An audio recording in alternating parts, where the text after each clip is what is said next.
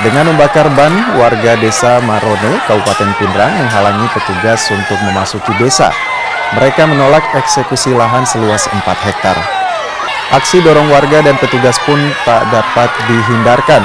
Bahkan polisi terpaksa menggunakan meriam air lantaran warga melempari petugas dengan batu.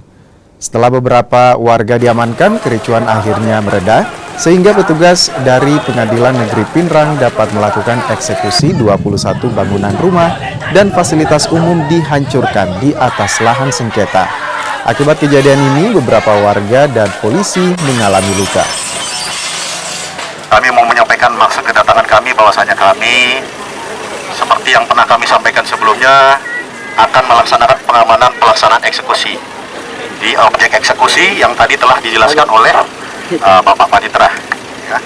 Oleh karena itu, sekali lagi kami ingin menyampaikan bahwasanya kedatangan kami di sini adalah melaksanakan amanah undang-undang. Jadi kami berharap sekali warga masyarakat bisa kooperatif untuk memberikan ruang kepada kami melaksanakan apa yang menjadi tugas dan tanggung jawab kami pada hari ini. Mahkamah Agung MO lagi, jadi dia mengulang lagi perkaranya.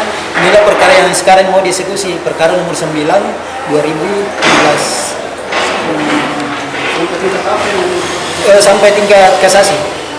Di kasasi pihak tergugat mengajukan kasasi, tapi dia ditolak upaya kasasinya di Mahkamah Agung.